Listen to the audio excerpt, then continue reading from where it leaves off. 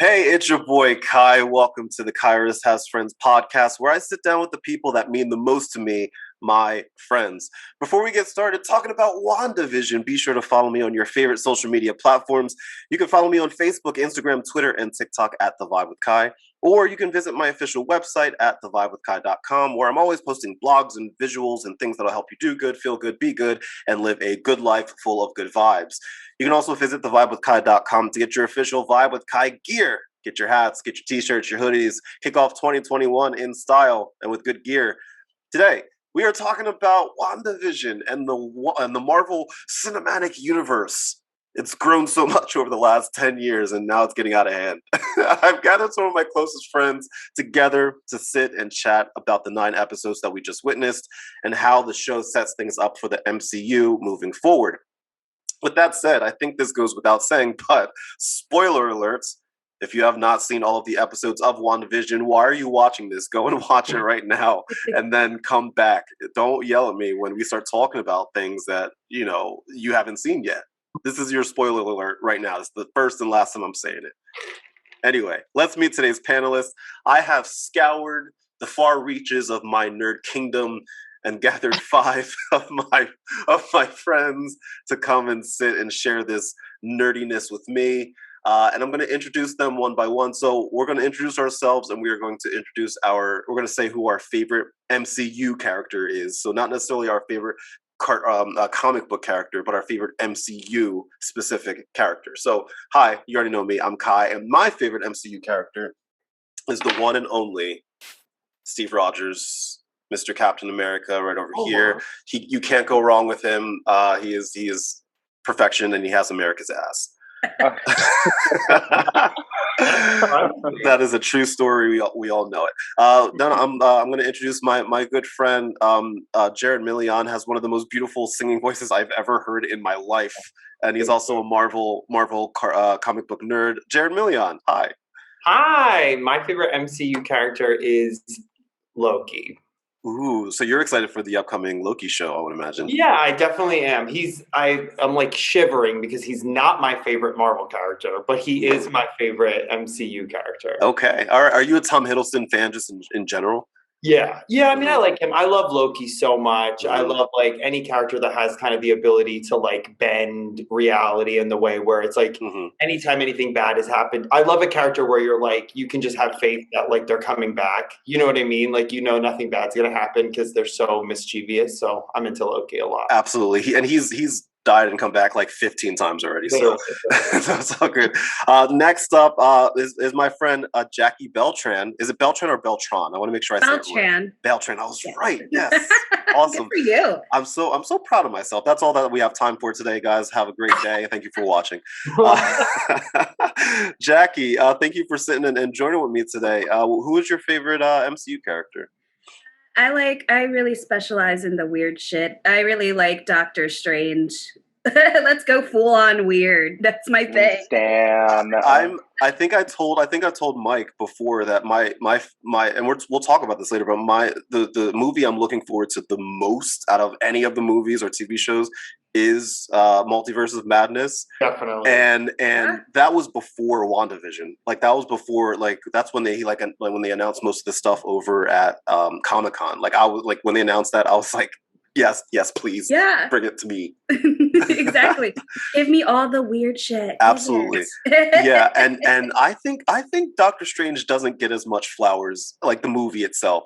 Doesn't get as much flowers as it's due, because I thought that was a really well done, like especially visual. One of the best, I think. Yeah. Beautiful. It's crazy that it came out in 2016. Isn't that wild?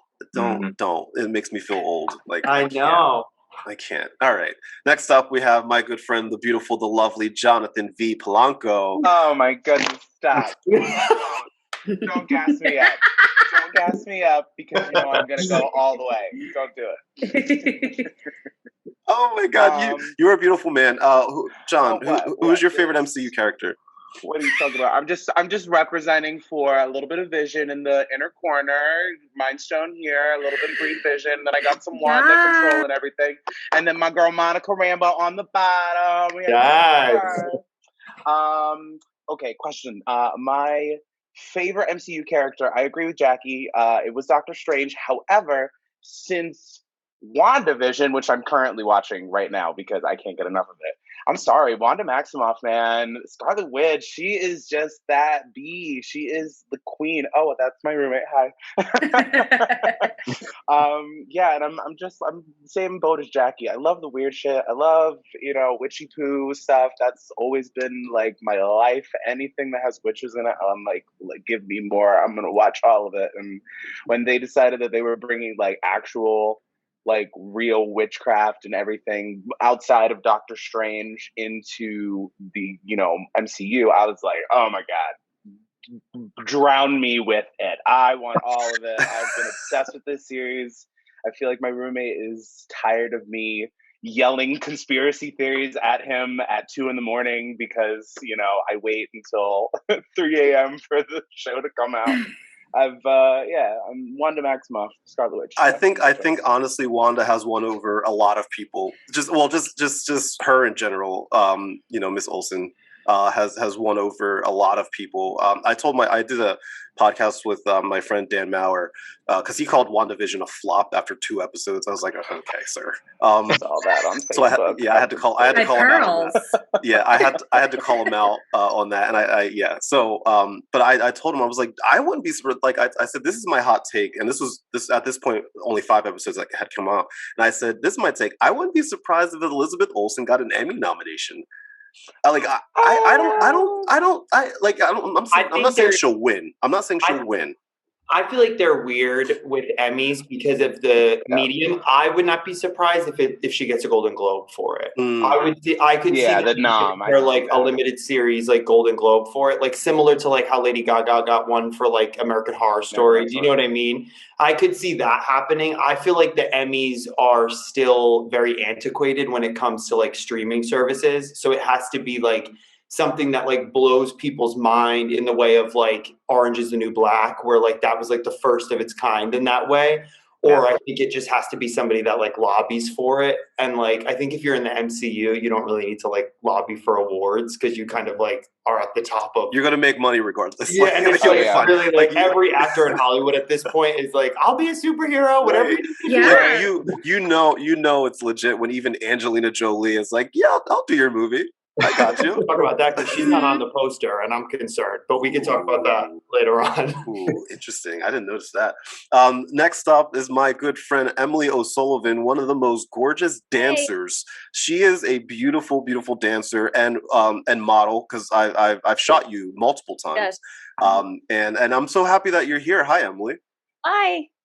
I have to say my favorite MCU character is the one and only Steve Rogers, aka Captain America.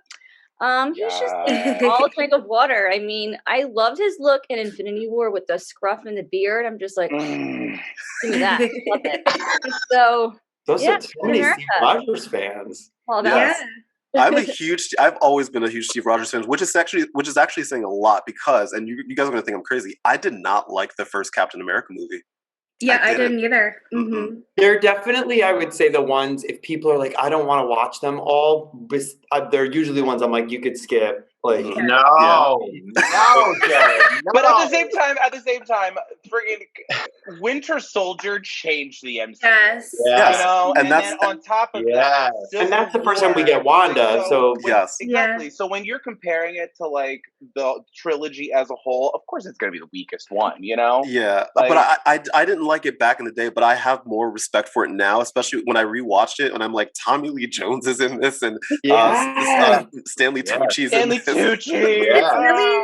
It's really important for setting the groundwork. Like it sets his whole characterization, his morality, all that stuff. Absolutely. I think it's also fair that like some characters too, like Doctor Strange. I love the Doctor Strange movie and I love Doctor Strange as a character, but I feel like sometimes we got more insight into these characters in later films. So I think that like I love Steve Rogers as a character. I'm not the biggest fan of the films, but I think that like I love Steve in Infinity War. I love him in Civil War. Like, do you know what I mean? Like I love the character. I think that some of the other Marvel movies are a little bit more exciting, but I do love like the character himself. I get that. Absolutely. You know what I really appreciate of the first Captain America movie is Dun Dun Dugan looks exactly what he was supposed to look like. Yeah. Like Yeah. carbon copy. They did Yep. so good. Mhm. Yep. Yeah, I'm really like, to be completely honest with you, I like the way that Marvel, and we're going to talk about this too, finds a way to go down the middle of finding ways to please comic book fans and the mainstream audience. Because I think sometimes we forget that the comic book audience, like, we live in a bubble, right? The comic book audience is not what's driving these movies. Right. You know, we always have to remember that. Like, like, I know it breaks my heart because, like, Disney is not doing this for us. To be completely honest with you, if there's like a nod to like something in the comics, that's from like the writers and the directors being like, oh, 2% of people might understand this, but it's the mainstream people, the people that are buying the toys and that are you know, bringing them to Disney. You know, all like these are like mainstream people. Like, my mom she does not care. She does not care about the MCU, but she loved Black Panther and she saw it like 3 or 4 times. Has no interest in, and I know that there's other people that liked other movies that are similar to that. You know, and as they introduce new, more diverse characters, like with Shang, what's his face, Shang-Chi. yeah, you know, like it's gonna be something similar there. You know, a Captain Marvel. You know, when it introduced a new fan base there. You know, I think it's going to be something similar. So, all right. Last but not least, I've probably known this man the longest out of anybody on here, because we go way back, and he's one of my closest friends. Not only because we're friends, but he is also the person that I actually go see these MCU movies with. Since the beginning of the MCU movies, we go opening night every time. We'll switch back and forth. Like, one time I'll buy the tickets, and then he'll buy the tickets. We won't even ask each other if we're available. We're just like, hey, got 2 tickets for. We're going. We're like, yeah. We're like, we got 2 IMAX tickets. We're right in the front seat. Like, we're good. Mr. Michael Anthony Crea, what's up, man? Hi, what's going on, man? Thanks for having me. Yeah, this means a lot because you and I, like, what we're about to do now, what we're doing now is stuff that you and I have done. Like, you would call me after every WandaVision episode and be like, so let's talk about it. Yeah, this is what we do. We have these conversations. We talk before the movie, we talk after the movie. We've been talking after every episode. So this is good stuff. Yeah, I'm excited. I'm super duper excited, and mainly because your wife doesn't really have a vested interest in the MCU, and my ex-girlfriend at the time when we started doing this also had no vested interest. So exactly. I'm like, let's just let's just go together. She lets us have our date nights, dude. It's good. Mm-hmm. This she is looks exactly forward to it. She'll be like, Kai, are you taking my husband away for the night? Take him. Go ahead. Better love story than Twilight right here. I love it. We are in a bromance. That's what it is. Except for when it comes to our favorite MCU characters. That's right. Who are you an Iron Man guy? No, it's Ebony Maw all the way. Yeah, yes, queen. Girl. No, we love a frozen queen. We're into it. No, absolutely, 100%, Kyrus. I am the antithesis of you, my friend. I am Team Iron Man all the way. Oh my God. All the way. Yes. All the way. So much that I named my son after him. So that's a true story. I love Iron Man 3000. Yes. It's funny, and that's why Civil War was such a perfect movie for us. Yes, because like I'm sitting there, like I'm like, no, they shouldn't sign the accords. This is big government taking over. We were having our own Civil War prior to Civil War. That was one of the most heated films we've seen because we were pretty hardcore from the weeks leading up to that. That is a true story. But yeah, no, I feel like Tony Stark had one of the most unbelievable arcs throughout the entire Infinity Saga. So I know we're kind of out of that now. But, if we're going to just kind of go back for a second, I mean, he started out so cavalier, so cocky, so childish, very similar to how I feel I was when I was younger. And I just felt his maturity, his maturation, his development, everything that happened to him throughout the entire saga. And when he said, I want to take, the Iron Man suit and put it around the entire planet, I kind of felt that, on a deep level. And so, him wanting to sign the Accords and him wanting to kind of go in that direction, I was in full support of that. And so, and then obviously big government taking over. We cannot allow this. Yeah, sure not to Iron download Man over here, but not Team Sokovia Accords. I will say that. Team Iron Man, not Team Sokovia Accords. There you go. I'm saying nobody download any files from him because it's gonna cause a cataclysmic world-ending event. That's true. Yeah, well, thank you all for being with me today, and we're here to talk about the saga that we just witnessed called WandaVision, which and I want to get all of your thoughts on what we just went through. My thoughts. And obviously I'll keep mine brief, and obviously I already told you all to keep I know there's so much we want to say, but we have to keep it fairly brief here, otherwise we'll be here all day, which I wouldn't mind, but no one's going to watch it. I liked it. I think that any sort of disappointment would come from people that had these expectations of like cameos and introducing the X-Men and introducing Reed Richards and like all of this stuff that didn't come to fruition. But I think that they forget that like we're telling a story about Wanda's grief and dealing with that. And like I would say by like episode 6 or 7, I was like, I don't think that they're going to give us some like big major like new character cameo. I did think that Doctor Strange was going to show up until after episode 8, and I was like, oh no, it's not going to happen. But I thought that maybe he would show up, but I didn't think that they were going to introduce any new characters that late in the game, mainly because they still had so much stuff they had to wrap up. We had to find out who Ralph Boner was. That's my one gripe. That's my one gripe with the episode. Yes. I don't like the way that they handled. It's Phase 4's Mandarin. Yes. Like, right. It's That's really just that kind of like, oh, you thought no, definitely. Yeah, yeah. But overall, I thought it was a really well done show. I like how they chose good storytelling over like CGI fight sequences. I'm looking at you, Zack Snyder. How they're choosing, these a really good story that you don't see often, and they're like legit focusing on like this trauma and not just hers, but Monica Rambeau's trauma, dealing with that as well. And I really enjoyed that, and I thought that it wasn't perfect, right? But I think that they stuck the landing. I thought that they told their story within that context of that show, of that moment, and they were successful. And I think it did a really good job at planting the seeds for what's to come. And I think I was telling Jared yesterday, I said that while there weren't any like explicit connections to the future movies, which they've never done, by the way. Like they've never done the thing where they like have like an explicit like, this is, like somebody wrote, well, in Ant-Man, he got stuck in the quantum realm. I'm like, yeah, but that was also after they finished the story.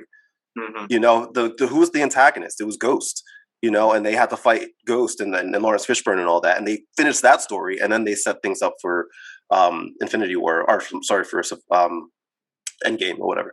But with that said, I thought they stuck the landing. I thought it was good. Emily, what did you think of WandaVision?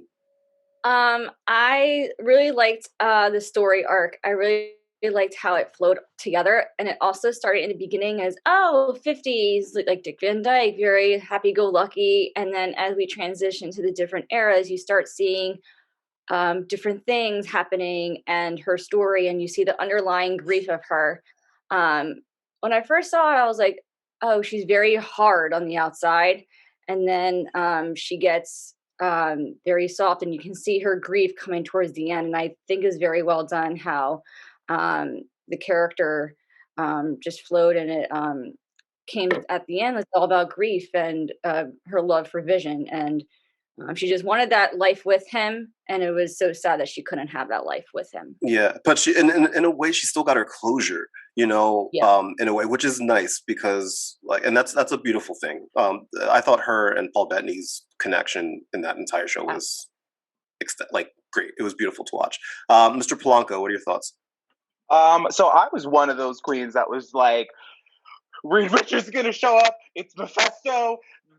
Thawne is gonna come into this. They're gonna like all the wizards are gonna come. Like, I was like, it's gonna be chaos and amazing, and I was like so here for it. And each episode and each week that kind of went by, you know, again with all of the theories and the kind of build up, which is brilliant on Marvel's and Disney Plus's part, because I think with modern like television, we're all kind of like into like the Netflix, Hulu vibe where it's like the whole season is posted the day of and we get to binge it, but this was something, it was kind of a slow burn. You got to build up with every episode, and each episode, when it was their specific eras, they were engaging like stories and like, familiar tropes, but like you still enjoyed watching it. And then you got those little bits and pieces at the very end of the episode, like something's really off. And I think that was brilliant storytelling. Yeah. And again, as the series, goes on, you start building up your own theories, your own ideas. But the thing is that was so amazing about this series is even though I had all of these high hopes, Mephisto, Doctor Strange coming in, them introducing Reed Richards as the aerospace engineer. Still not over it, because I'm sorry, how are you going to introduce the aerospace engineer on the episode where it is modern television and you quote The Office, but yet you don't bring in John Krasinski as Reed Richards. Anyway, they had fake Jim in there already, so like they could have. Yeah, that's what I'm saying. Like the two of them talking together. My God, the internet would have imploded. Come on, Kevin Feige, get on this. All right, it's marketable at this point. I'm glad you said something about the releasing the episodes weekly, because I think that did the show good, to not take the Netflix model. I see your face, Jared. I like that they did, because it turned into water cooler talk, and I think that it built up. And I said the same thing about The Mandalorian. Like when you're able to like put out and then tease that, like it makes people want to watch the next one, and it extends it over a period of time. And also because of that, this upcoming week is the only week all year that we're not getting something Marvel related each week.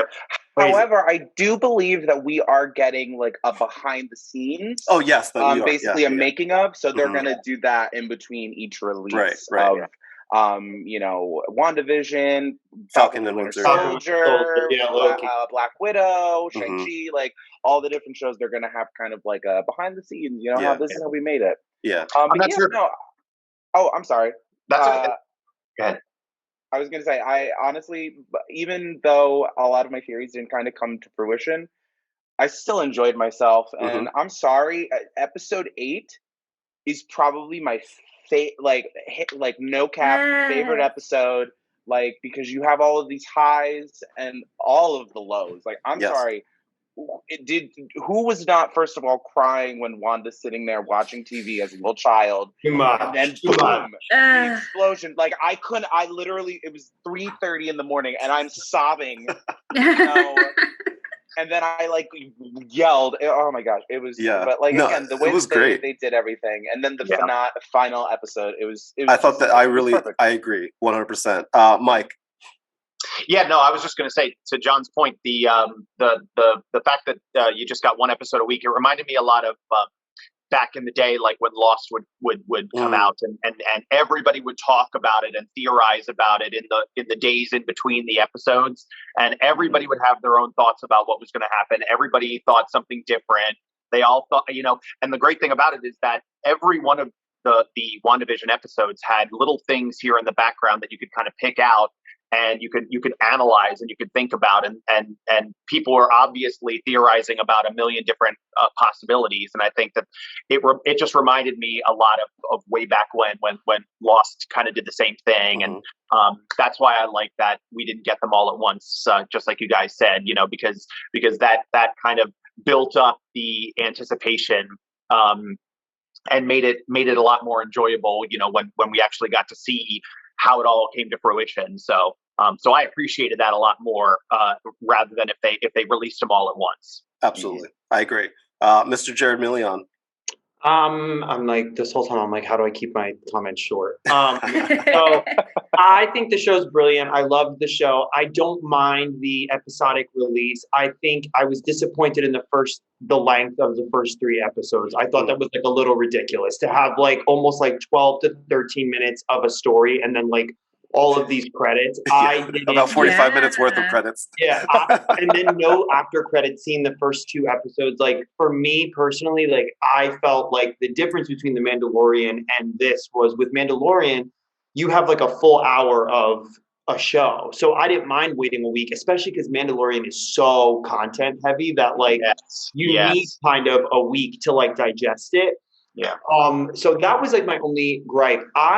So I am, and I've been reading the comic books since before people thought comic books were cool. And so for me, it wasn't necessarily, so John, I was also a big conspiracy, Kyrus knows, I'm like, this one comic, like, believe me, every time I was messaging Kyrus like every day. Like, every time I see Thunder in the MCU, I'm positive my girl's coming. Every time. I'm like, oh, Storm's here, guys. She's finally here, everyone. But with that being said, I actually feel like they did do a cameo, and I feel like they did give comic fans a little something, because I feel like that after credit scene with Wanda is a direct connection to Doctor Strange. Oh, sure.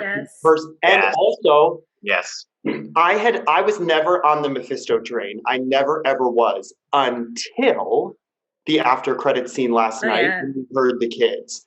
So once we heard the kids, if you know the backstory of the kids, they are manifestations of Mephisto. So for them to be screaming out for help for her in this like kind of after Westview is no more, for me, I was like, that is so MCU to like be like, there's no cameo, there's no cameo, there's no cameo. And then there's like, here's a needle in a haystack cameo. Because I never was on the House of M. I never thought it was House of M. You cannot do House of M without the X-Men. You cannot. So I feel like if the X-Men are not introduced into kind of the canon, we're not going to get House of M. I feel like this is very like theory-wise, I feel like this is going to be a jumping off point for the MCU's version of Avengers Disassembled. And then I think that we will go into, once we have the X-Men, I think we will get like a real House of M. And Kyrus, finally, what I was saying to you yesterday was, I do think that this is over, but like if you know anything about Wanda Maximoff, like if you know anything about what she can really do, we have not even like really cracked the surface of the destruction she's most likely going to cause. So it's like, I think this is over, but I think that what was cool about this was it was almost like a almost like Tony Stark, like passing the torch in a way to Wanda. Because I think this will be the next phases, like Iron Man 1 will be WandaVision, how everything like lead back to Iron Man. I think that, which is really cool because it's a woman. And I think she will be like the focal point of the next. Right. And you know, it's really interesting you say that, because it wasn't originally supposed to be this way. Because I know if it weren't for the panorama, we would have already had Falcon and the Winter Soldier. Black Widow. Falcon and Winter Soldier was supposed to come out first. And the Eternals. And the Eternals. We're all 3 of those things were supposed to come out already. So now I'm curious if they did have to like switch anything around storytelling wise. I mean, probably not. The Eternals, I feel like the Eternals are I think that the Eternals is going to be what the MCU takes the most liberties with, because the Eternals are so disconnected, I feel like, from so many of these teams, that I think that's going to be the story they kind of write themselves, if that makes sense. And that was like confirmed for me when that poster came out, because those costumes are such a far departure from what they wear in the comics, which the MCU hasn't really done that. Because like even last night with Wanda, that's like the MCU's version of that costume, and she looks incredible. But I think the Eternals would have worked probably wherever they put them, because I think it's going to be very like high level storytelling. Right. Yeah, I'm super excited for Eternals too. As I think that's gonna be fun. You want to talk about big name stars? Good lord. Yeah. Like a Game of Oh my Thrones God. too, which I'm another big fan of. So I think that's awesome. Right. Jacqui, what are your thoughts? Well, I absolutely love the show. Let me start off with that. I loved it. When I was talking to other people about it, I used the word disappointed, and I don't think that's the right word. I think it was more like when you get a spoonful of food and you think it's going to taste one way and then it tastes another. You're just like, right? Right. Because this ended with almost like a somber note, like she's starting a journey to acceptance and she's trying to learn about herself and stuff. But if you or read House of M, it's like this is just the tip of the iceberg. The grief triggers the destruction.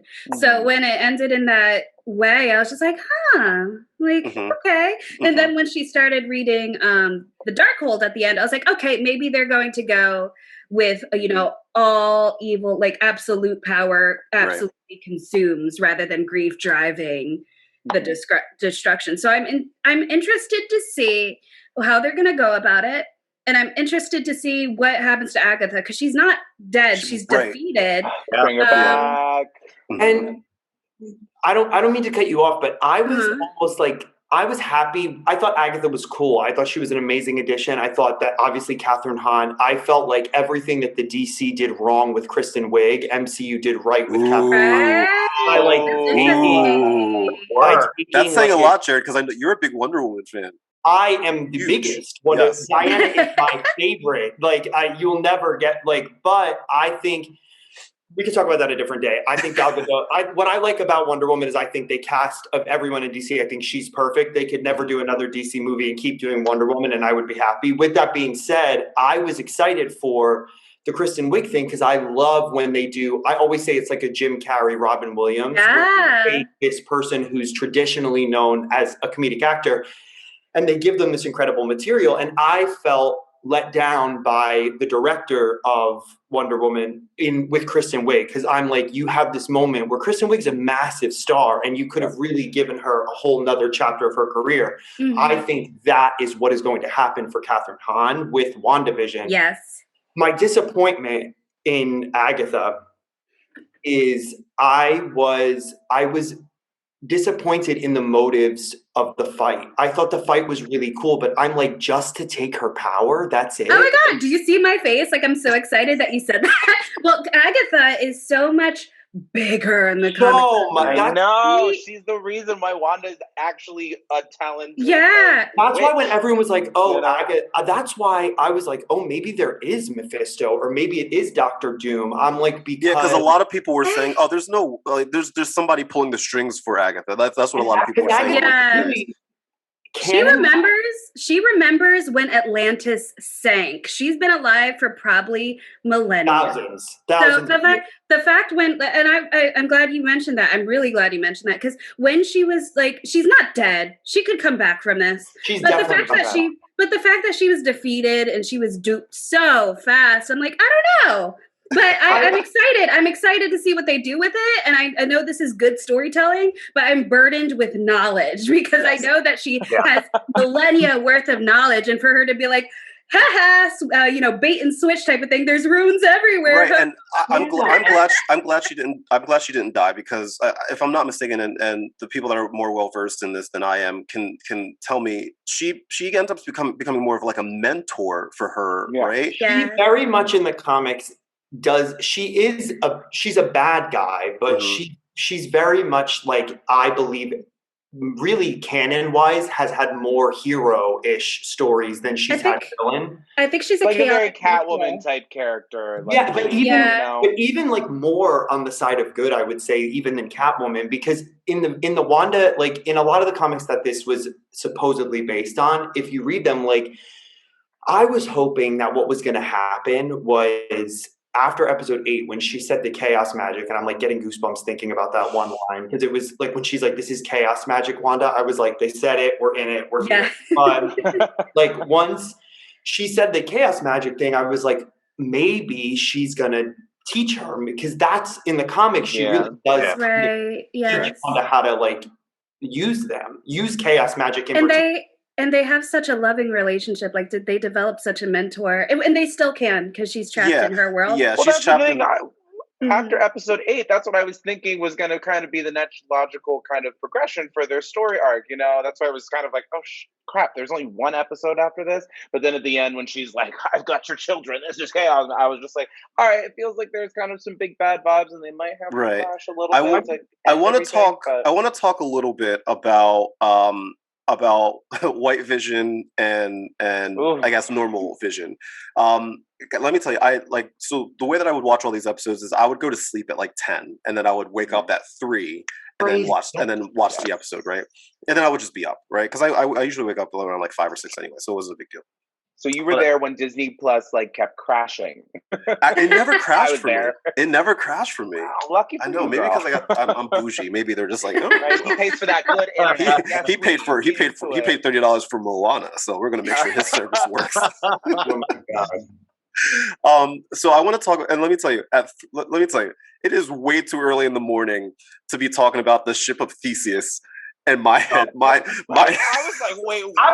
I watched it at 10 o'clock at night, and I was like, "What are we doing?" Yeah. I like literally no lies. So like Wanda and Agnes are like doing their big fight, and then they switch over to like these two having like a cup of coffee, and so and I literally sat up in my bed and I had to push pause, and I'm like, I have to wake up right now because this is like way over my head. Yeah, but I understood it. But I thought that was really clever the way that they, So I'm interested to see where White Vision has gone. Mike, what are your views on White Vision?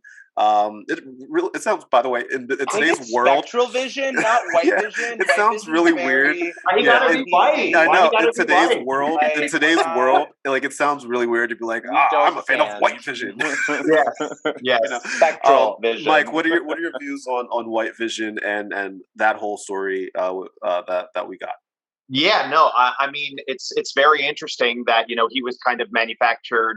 By the government and by the agency, and he doesn't have the memories that Vision has, and so it was really cool to me to see the physical battle between Agatha and Wanda, and then this kind of mental discussion between the two Visions, and it ended with Vision giving White Vision a glimpse of all the memories that he has, and even memories that he didn't have, the ones that Wanda shared with him. Because if you remember in the episode, it kind of shows like the burst of all of the. It shows like a burst of all of the. What happened? The moment. I'm just sharing my screen. We're seeing White Vision here. Yeah, it shows like all of the moments that he's sharing with White Vision, and some of them are not even ones that Vision had. Like there was one specifically of when Wanda kind of decided to be an Avenger right after in Age of Ultron, like right after she has that conversation with Hawkeye. And he's like, if you walk out of here, you are an Avenger. And it shows that. So clearly, that's not something that Vision saw. Mm-hmm. That's something that Wanda told him. And so he's kind of absorbing all of that. And then the last we see of him is him saying, "I am Vision." So I'm really interested to see, because he's part of the real world, the reality. So I think we'll see him again. I'm not sure in how or when, but I definitely think that that he'll come back, and him having the memories implanted in him now is going to clearly service the story. Absolutely. I think they're going to take some really cool liberties with him, because if I recall correctly, like his future after like House of M and the Fallout gets really weird. Like I think there's a little short comic book series called The Visions at one point, and that was pretty weird. Oh my God, loved it. Yeah. So you don't know where they're going to go, and that's really intriguing. Yeah. Yeah, for sure. Yeah, so I'm actually a little mad at him right now. Paul Bettany, because he's one of the reasons why some of these theories went through the roof because he was like, I got to work with one of my favorite actors in the world. Little did we know we're putting on our clown makeup. He appreciates himself. I love delicious trolling. Yes. Delicious. I think it was interesting. Yeah, I think it was interesting because I'm almost sure that he probably didn't think that was going to happen. No, I'm sure that was just a flippant thing he said. And then like it became this big thing because I think that, I actually panicked because everyone was like, oh, it's Professor X. It's Professor X. And oh my God, yeah. I panicked because, listen, I'll say this till the cows come home. If Fox did not own the rights to X-Men, we would be talking about an X-Men MCU, not an Avengers. X-Men are 100% the most well-known team in the Marvel universe. But with that being said,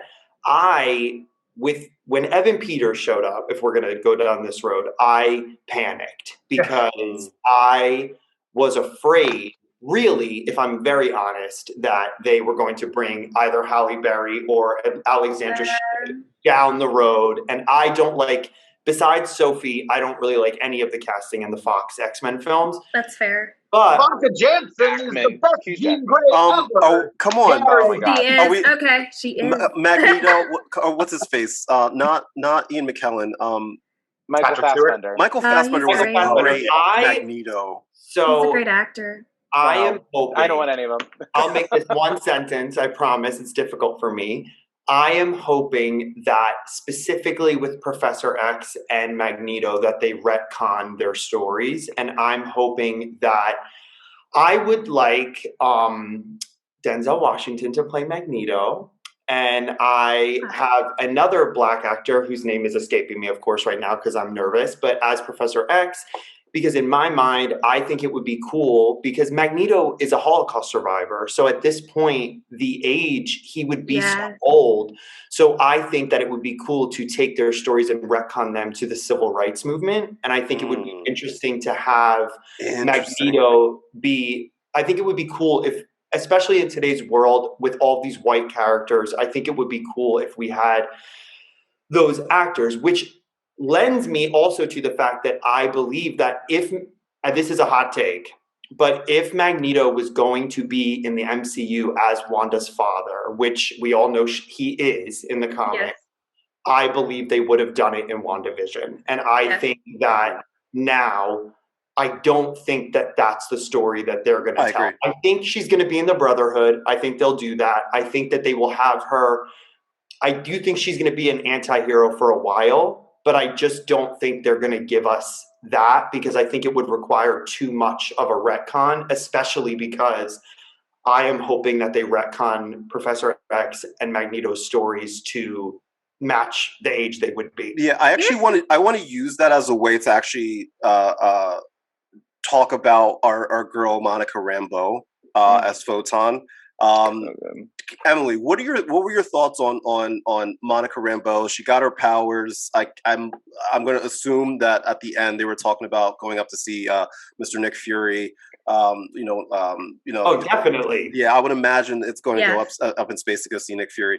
Emily, what were your thoughts on Monica Rambeau and her whole story? And I guess setting up things for both Secret Invasion and for Captain Marvel too. What did you think of her? Well, I didn't know too much about her, but I know that she was the young girl in Captain Marvel. Yeah. That's all I knew about her. And then the episode when she's in the hospital and then like everyone comes back from the that scene got me. That scene got me. That was awesome. That was fantastic. And so well done. She's like, "Where's my mom? Oh, your mom died." That was one of the saddest moments for her. Heart-wrenching. That starts her. That starts her journey off. And, okay, I'm gonna see what happened, and then I didn't know much about her. I didn't even know she had powers at that point. But as she started showing off her powers, and then at the end in this finale, when my favorite point is when the government or whatever his name is, the leader of the Hayward. I don't like him, but Not many people do. Try to shoot her, and the bullet went through her, and the trajectory. He tried to shoot the kids. How? Yeah. He was like, he was shooting the kids. Thank God she was there. And then the kid was like, "I got the bullet," and then and they're like, "Oh, someone has to talk. Someone has to talk to you." And then obviously she transforms into the scroll. I was like, I was like, "Oh my God, Guardians of the Galaxy 3! Like, is she gonna go and like, are they gonna like be together and like Nick Fury's up there?" So that could be fun. You know, and here's the really interesting thing is that, and I think some people forget this. So Spider-Man Homecoming, that was the second one, right? Far From Home. Spider-Man Far From Home, where we get that post-credit scene with Nick Fury up in space and the Skrulls.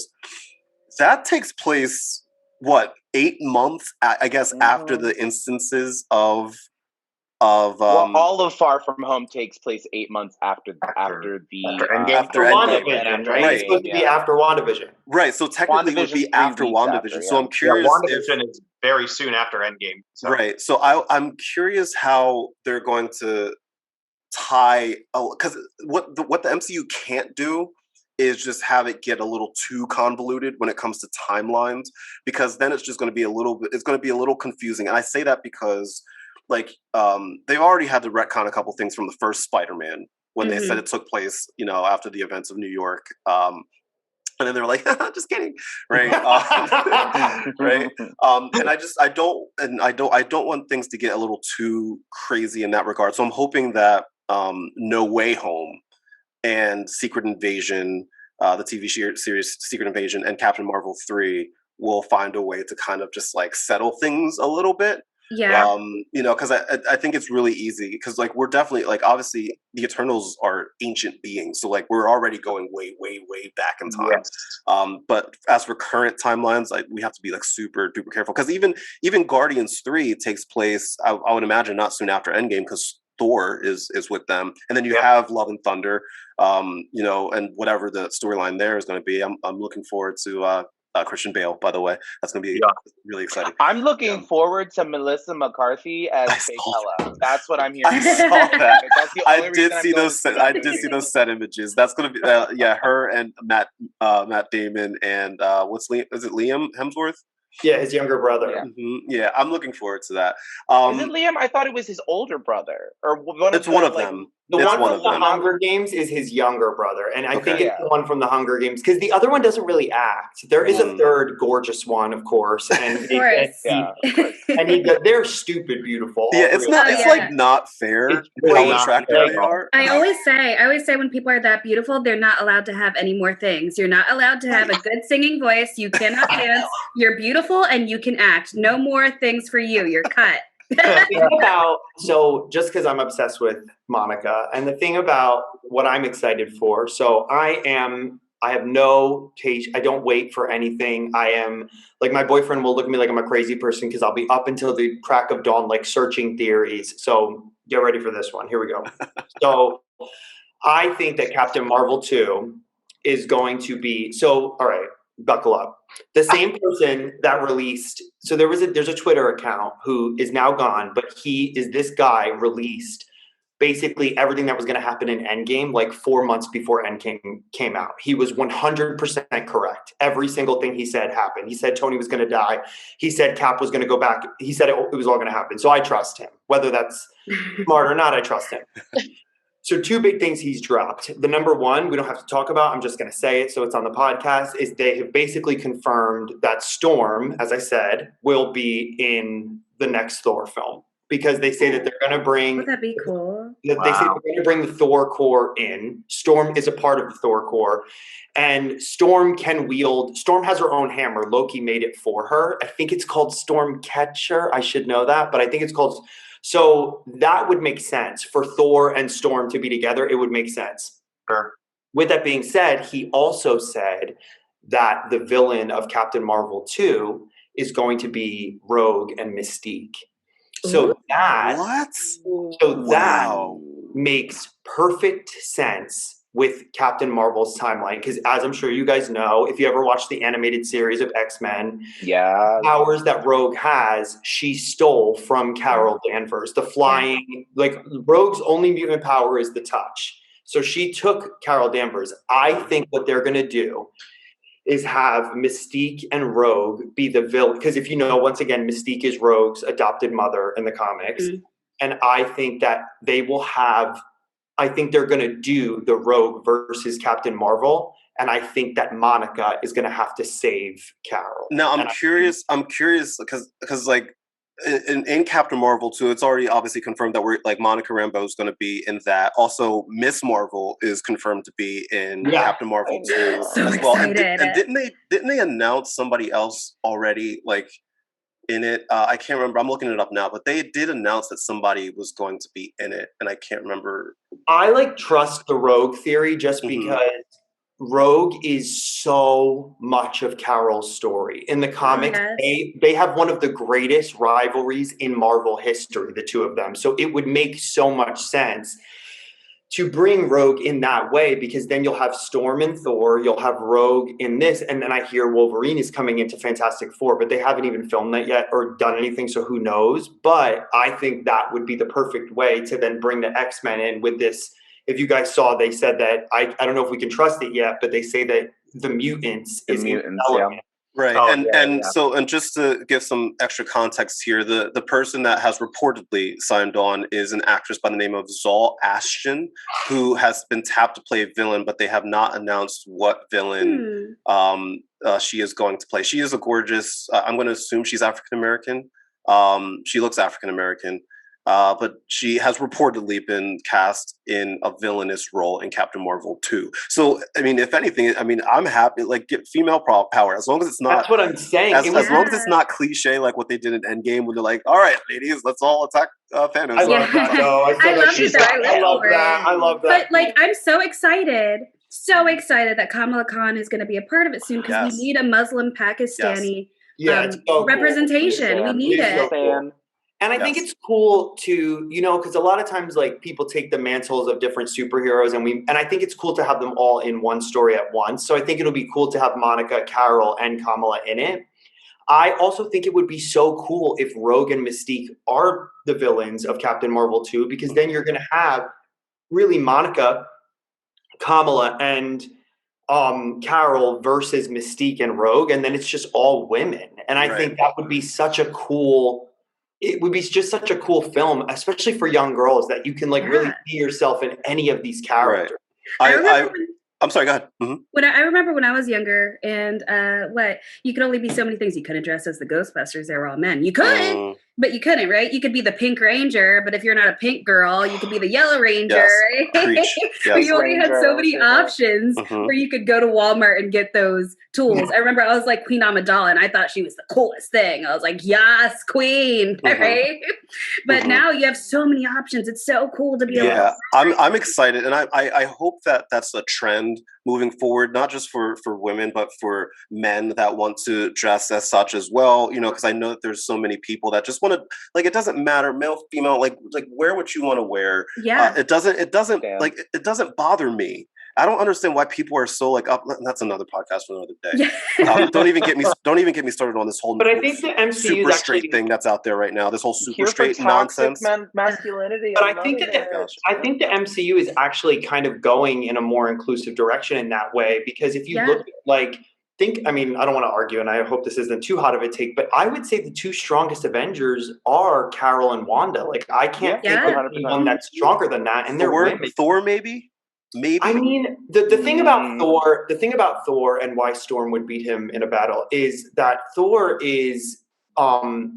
has like the immortality kind of. He has this like these thousands and thousands of years. So Thor is going to he's coming into this situation more equipped at battle than really anybody else. He's like an ancient king you know what I mean? Right. So I think that and I would say Thor's up there, but I would argue to say like we've only kind of like scratch the surface of what Carol can even do. Like, so that's true. And I thought that was really cool. And I didn't feel like such like a make the women kind of. I'm excited to watch her slam through more ships like she did. Oh my God. We all saw the fear in Thanos' face where like he punched her and he was just like, ah! And then you have Jimmy and Wanda. then you have Jimmy in WandaVision, and they're talking about it, and it's not like they're like, "Oh, Thor almost did it," or Iron Man. They're both like, "Well, it was Wanda or Carol." And I'm glad you said that, because that's actually one of the things I wanted to kind of briefly talk about. I just want to give a second, and I want to compliment Marvel and Matt Shakman for and everybody involved for taking Darcy Lewis and Jimmy Woo.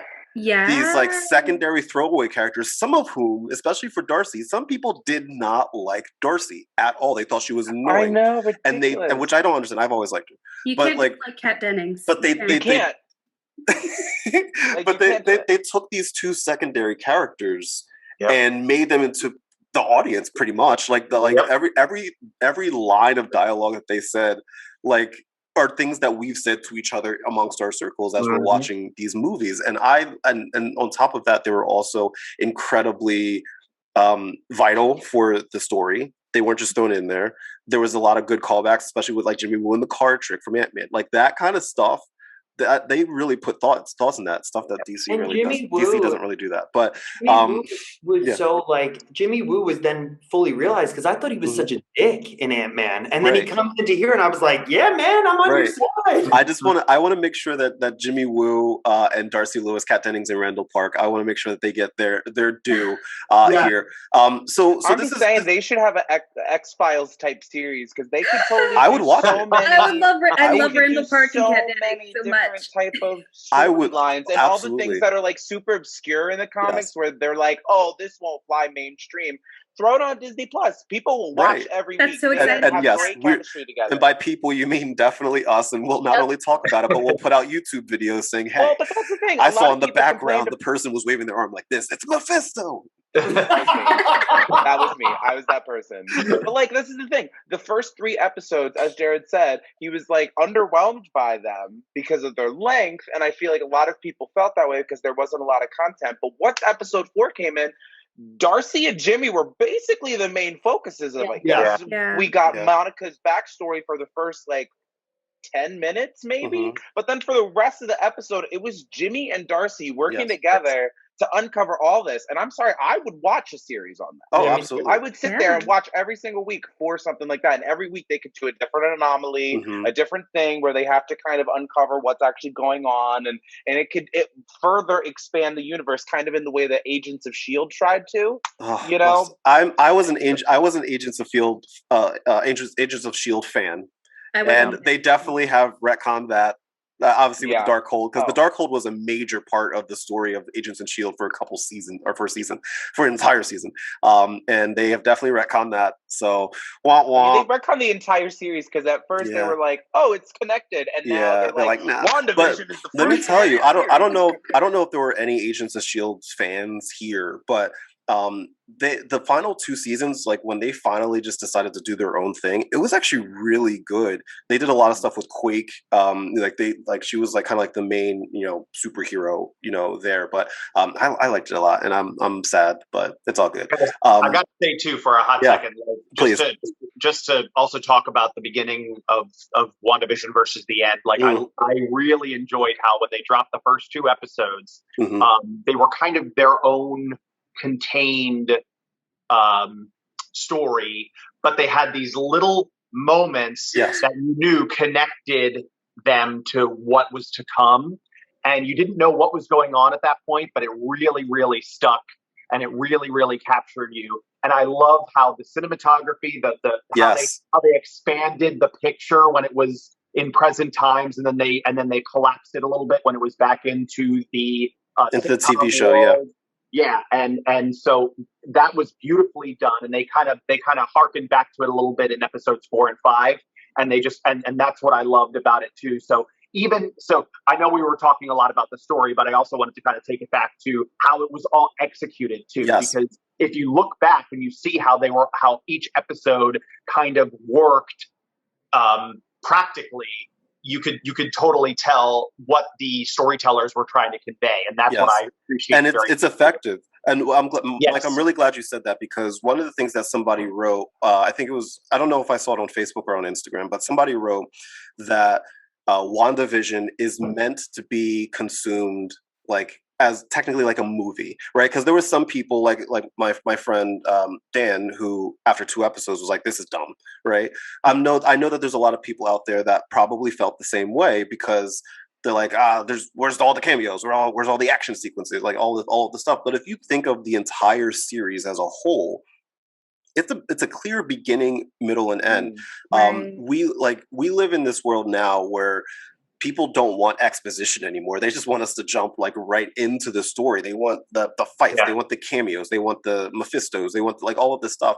And I think that's also because of the Netflix style of viewing, where like we get everything at once. We get all of our answers so fast. You know, where now we have to wait, which is how it was back in the day. I'm really happy that like you mentioned Lost, like shows like Lost, Game of Thrones, 24. I was gonna say Game of Thrones. Yeah. You know, like they lived off of like these water cooler talks. And to your point, Mike, I love the detail. They put a lot of detail into this show. Yeah. And it was also, and this is to Emily's point, that it was also a lot about just Wanda's personal grief. And so in the first couple episodes, everything's perfect for her. She's manipulating everything, or so she thinks. And then the it starts to crack a little bit, and she's not really sure why.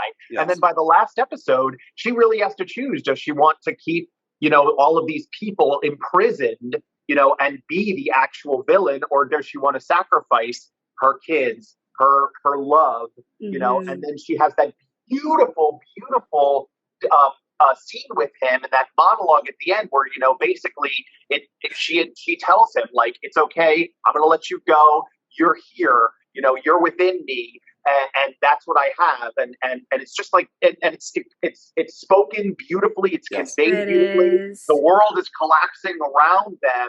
She's saying goodbye to him, but she knows that like he's still going to live on within her. Absolutely. And then, you know, I'm not sure how the White Vision kind of go, you know, is going along with this, but maybe perhaps they'll see each other, you know, in the future, you know, in that way, because now he's got the memories and the you know, and the recollection. But yeah, it's her story, man. It's absolutely. I agree. It's not about anything flashy, anything crazy. We got those, you know, here and there, but for the most part, you're right. Her beginning, her middle, and her end. So I agree, 100%. I appreciated it. Yeah, and here's what I want to know. Briefly, if you could all just say what your favorite moments from the season was. Jacqui, I'll start with you. What out of everything that happened, is there any one particular moment that stood out to you? Like this is my favorite moment, most memorable moment of the show. I mean, it's tough. I want to say the whole episode where she's taking a memory journey with Agatha. Good for Agatha for giving free therapy, because she needed it so bad at that time. But I really just think her, like, we're discovering that she's taking all these memories from, you know, sitcoms that she's taken comfort in all her life. And of course, that sweet quote of Vision saying, you know, isn't this love persevering? Like, isn't what sadness just love persevering? Or isn't grief just love? Yeah. I almost choked. So it's so sincere, and we can all relate to it, and it's such a good way to look at it. And she needed to hear that at that time. So I do think that just that line and seeing the development of that was just probably one of my favorite moments. I agree. Emily, what was your favorite moment in the series? I would have to say, okay, so I'm not into the comics. I haven't read anything about the comics, but I was kind of spoiled about what was going to happen with... Because your boyfriend is a huge comic book reader, right? Well, he's a huge MCU fan. Right. Not like the comics. He knows everything and everything. I'm the same way. I'm the same way. I haven't read a lot of the comics, but I'm a huge MCU fan. He's like, you know, in the comics, Agnes is actually Agatha Harkness. And I was like, are you kidding me?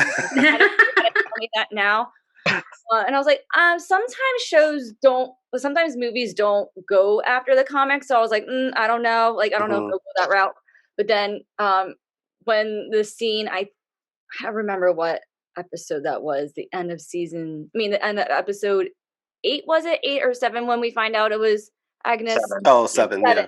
Thank you. I was like, man, that's crazy. And then like the whole next episode is Wanda's journey with Agatha Harkness and how Agatha Harkness kind of abused her and her powers. I thought that was really good. And then like how like the ending and Wanda's grief, I thought that was it was really beautiful, beautiful, beautiful story. I agree. I felt like all around. I agree. John, what was your favorite moment? So as I said, my favorite episode was episode 8, but I think my favorite moment definitely had to be in episode 7? Yeah. Monica Rambo pushing through the hex. Cool. I was literally again. I watch these shows at 3 a.m. and I live in an apartment, and I have a roommate who usually wakes up at 7 a.m. on Fridays to go to work. I was screaming, especially because there was a lot of like if you like listen to what was happening, like that was all callbacks to Captain Marvel and Captain Marvel, her mother, like all these different people like in her head and all these different voices, you know, and she's.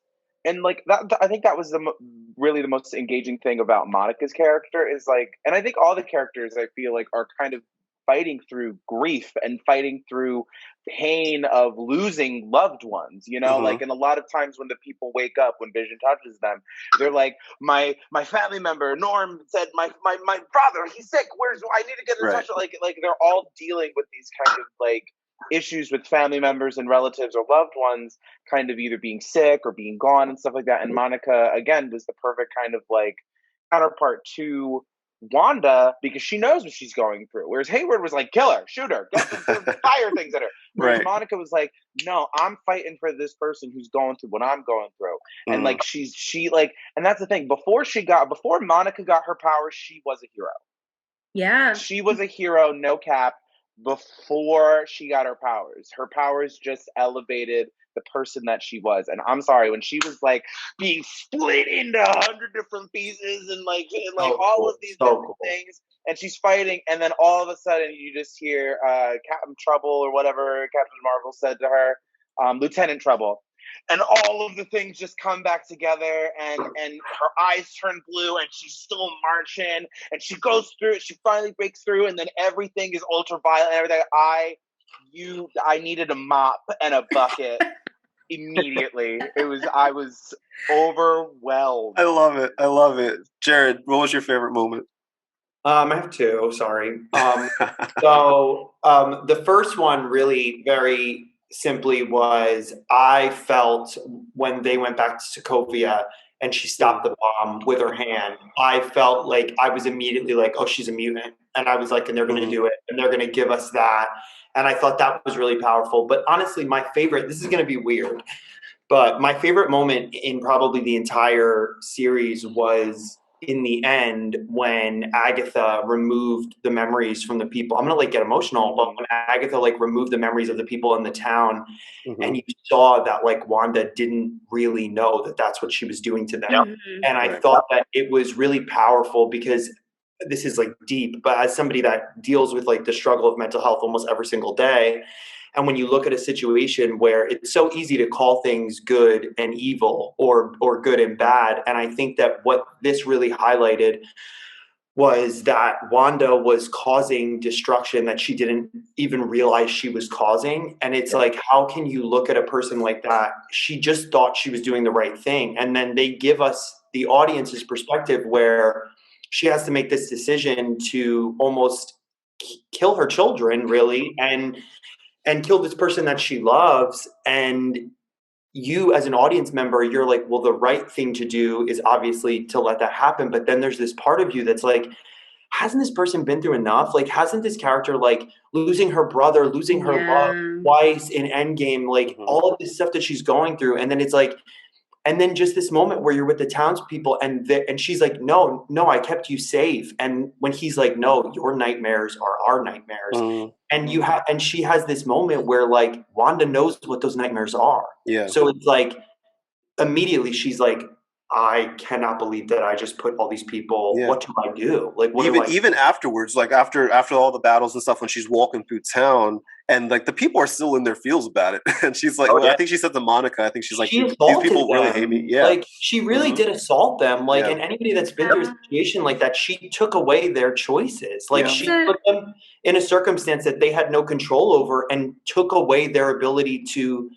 do anything about it. And that's really like emotional assault. It really is. There's a beautiful quote in House of M where Doctor Strange like comes in, he's like trying to explain to everyone else what's going on, and he's just like, think about a person with a crazy unlimited amount of power, raised in violence, raised in trauma, and has the ability that she doesn't understand to change reality. You think you deserve happiness, so you will it into existence. You think you deserve not to feel this trauma anymore. You throw it into existence, and that power corrupts absolute.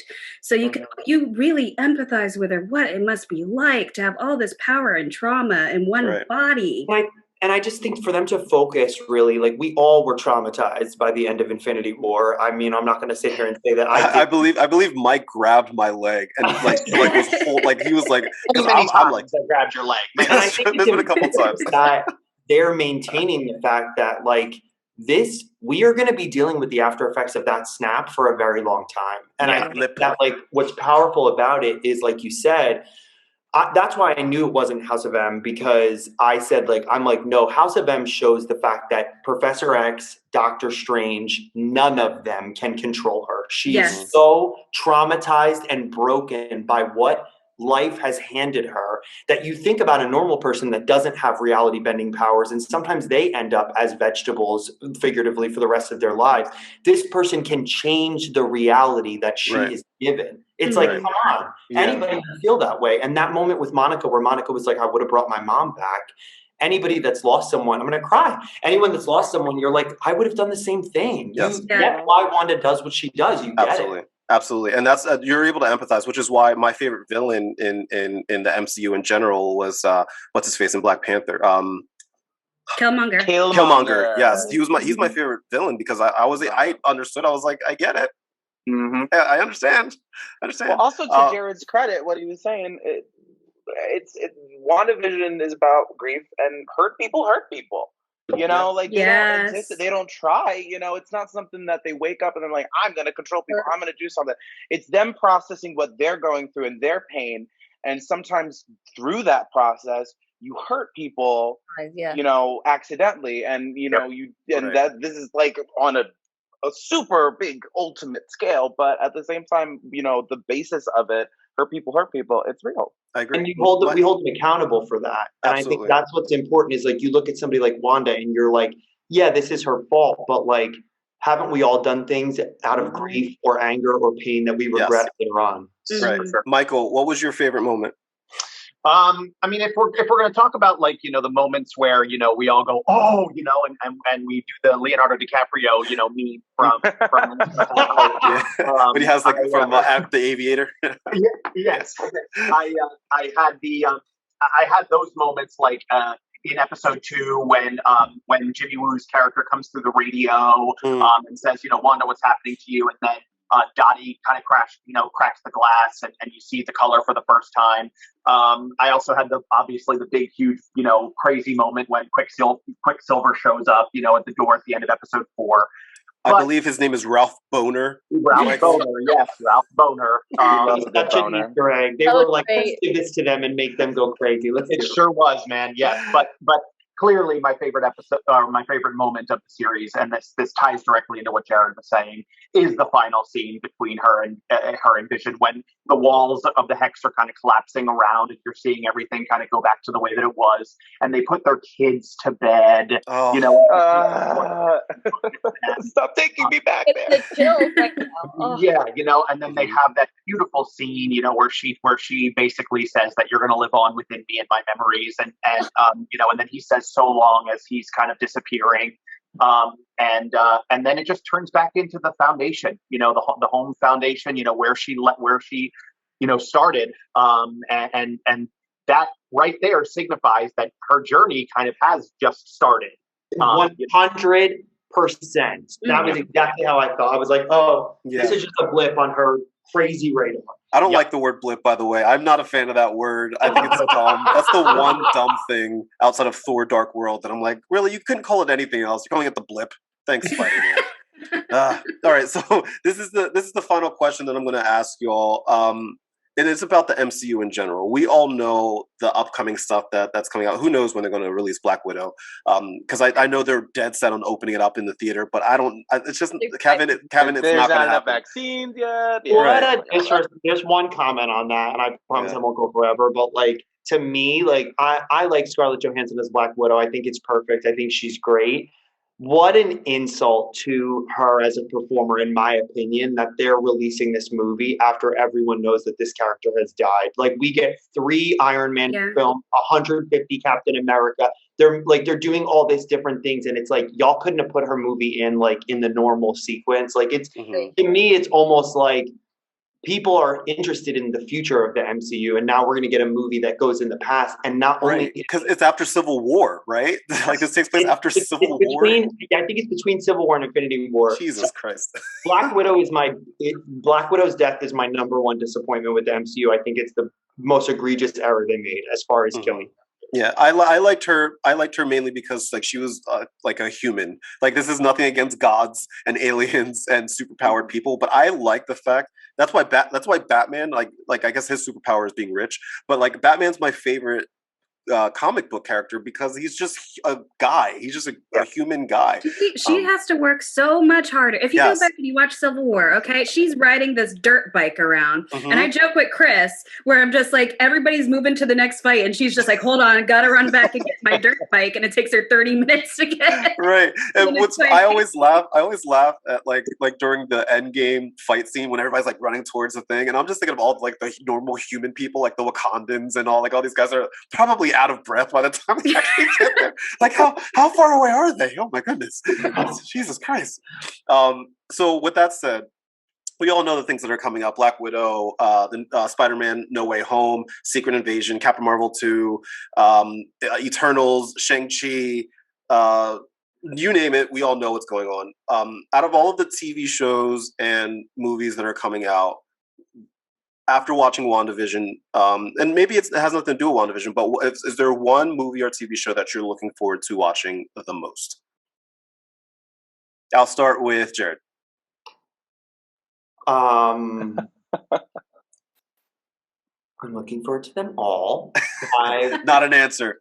I would say that I cannot deny that the Storm is my favorite character in the history of any fictional character ever. It's like Storm and then Cersei Lannister. And I love Cersei. Doesn't get her due. Doesn't get her due. Cersei all day. I've always been Team Cersei. Always. I will until I die. I still think Cersei was right. I will always say that till I die. Regardless, I'm very excited for the next Thor film. I think I'm very excited for Jane having the hammer. I'm excited for where they can go really with Thor. I think that Chris Hemsworth, right? It's Chris? Chris, yes.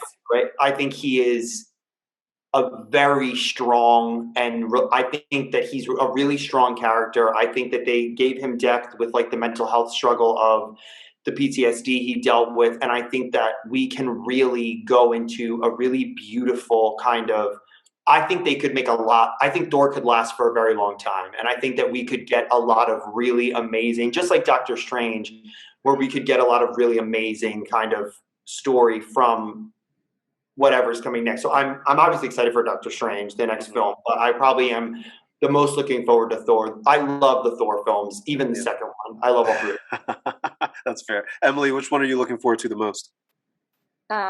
Looking forward to the next one that's coming out on Disney Plus, Falcon and the Winter Soldier. Yeah, that which we didn't get a chance to talk about today, but that's coming up. We'll definitely get a chance. I plan on doing panels after every week on Saturdays to just talk about these shows and stuff. Yeah, thumbs down. Yeah, here for it. Yeah. So you're looking forward to Falcon and Winter Soldier. Which one? Who do you like better? Who should be Captain America, Falcon or Winter Soldier? Yeah. You put me on the spot. That's I tough. know. It's just because I love Steve Rogers and I just love him. I loved him as Captain America, and I feel like no one can nobody can beat him. Obviously. Yeah. I want to see what Falcon has to do with this. There you go. Good answer. Yeah. Good answer. I love Anthony Mackie. I love what he's doing as Falcon, and I'm just interested in the storyline because now, Cap technically gave him he got. He did at Endgame. At the end of Endgame, he did hand him the shield. So I'm really interested to see how that's going to play out in Falcon Winter Soldier. Absolutely. And I like Sebastian Stan as the Winter Soldier and seeing them talk about you want to talk about story arc there. He's come a long way, man. John, I not like him in the beginning of most people didn't. I get it. Now, very cool. Absolutely. John, what TV show or movie are you looking forward to? Ironically enough, I think my favorite thing that I'm the most looking forward to is the What If series. I am too. I think that's going to be awesome. I'm gonna stay. It's such a departure. Shit for Doctor Strange 2. I'm gonna, probably just lose it with Shang-Chi because I'm just all of the upcoming movies and TV series I'm so here for. But What If is going to be that thing where it just takes what we know and it really flips it on its head. And I'm sorry, one of my favorite things in the comics that I know it'll never happen. But God, if I'm 80 years old on my deathbed watching a Marvel Zombies movie, I'm gonna Carnage zombies. Exactly. That'd be so cool. That's oh my God! When they had that little clip with Zombie Captain America in the trailer for it, I was like, are they doing it? I was my mind. I am looking forward to that, and it's also, I believe, if I'm not mistaken, it's Chadwick Boseman's last time that we get to see him as Black Panther. I'm gonna be so upset. Well, we should probably do a panel on just Black Panther in general. How the hell are they gonna handle this? If you're gonna do it, you're gonna give it to Shuri. I get yes, but how?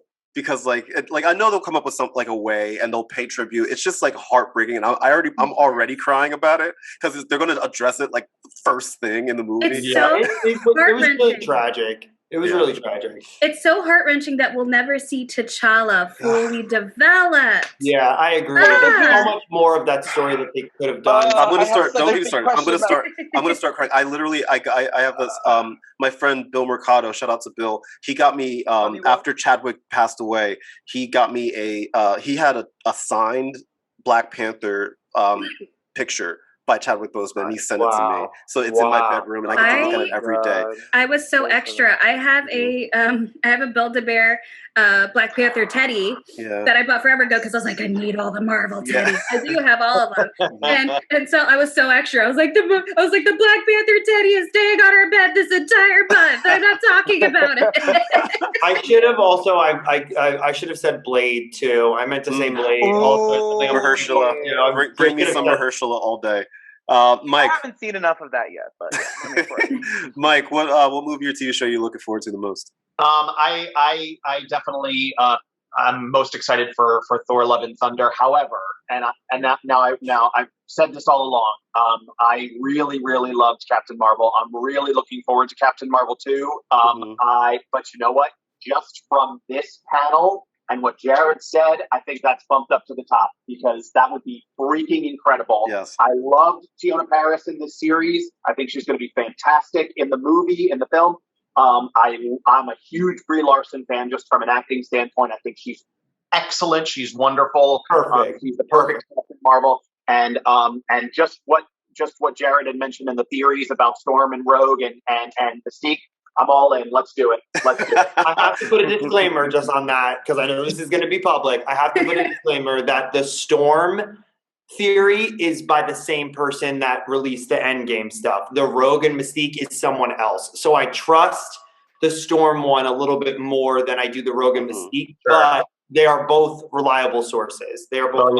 That's good enough for me. It's going to be Mephisto. It better be Mephisto. I'm sorry. I'm waiting, and I want satisfaction. It's gonna be nightmare. Jacqui, what movie, TV show are you looking forward to the most? I feel like I have the most wackest response here because I'm going full circle. Give me more weird shit. Give me Multiverse of Madness. That's me. Give me but I'm also like it's almost even with Loki. I want to see Loki too.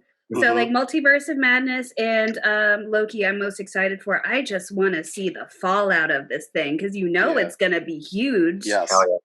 Yes. So that's and I would just want to see more beautiful visuals in Doctor Strange. Absolutely. The man, the whole fight scene between Strange and I can't remember Mads Mikkelsen's character.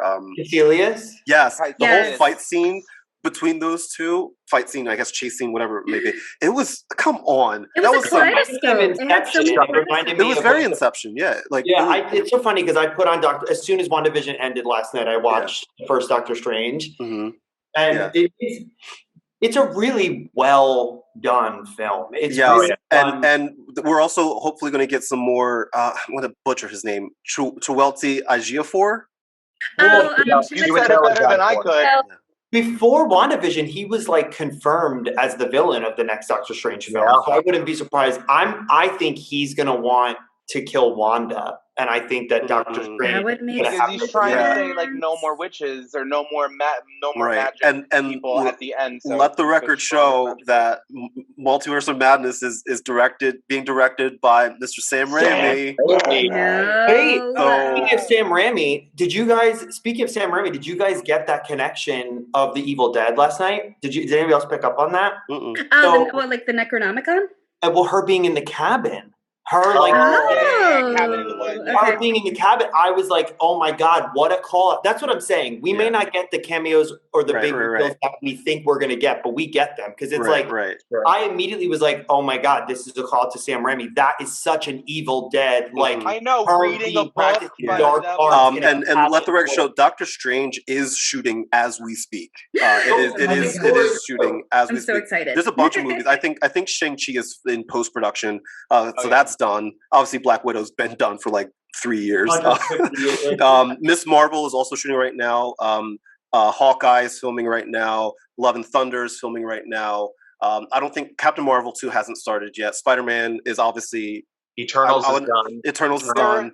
Yeah, they're filming Spider-Man 3. And I think we're definitely, especially with Hawkeye, and with Wiccan showing up, I think we're definitely going to get Young Avengers. We have to. We already have the other parts to it. We have Cassie Lang. Exactly. Why would they do all that to not give them to us? It's going to happen. Also, I'm sorry, I better see Hulkling in Secret Invasion because if I don't get a Wiccan and Hulkling love story, I'm gonna burn everything down. John, as soon as Wiccan showed up, I looked at my boyfriend and I was like, he's gay. Charlie was like, he's a kid. I was like, no. When he goes up, I was like, Hulkling is my favorite. That was such a crazy moment to me. You guys are such nerds. Well, Wiccan is gay. I know, I'm just kidding. Wiccan is, I know, my God. I'm sorry. If somebody looks at this and is like, "Oh, they're just really good friends," I'm like, "Fuck you." People are really looking forward to that. I've seen on the internet people are just like, "Yes!" Like they already stand for a gay Wiccan. Yeah. I'm excited for it all. My friends, thank you so much for sitting and chatting with me. I plan on doing panels pretty much every week for as much as I can on like a Saturday morning where we just like sit and talk Marvel. And obviously the next thing that I want to chat about is Falcon and the Winter Soldier, which is coming in a couple weeks. So that's super duper exciting. With that said, everybody. This is Loki, guys. He's been banging on the door to come in. Hi Loki, you mischievous cat. He probably heard his name like 100 times, and he was like, "Food? What's in there?" Screaming. He was like at the door screaming. But thank you all for sitting and chatting with me. Everybody else, if you enjoyed this right here, be sure to follow me on your favorite social media channels at The Vibe with Kai. You can also visit my website, thevibewithkai.com. And if you're watching this on YouTube, make sure you hit that subscribe button so that you can be the first to know when these things are being posted among all the other videos that I do.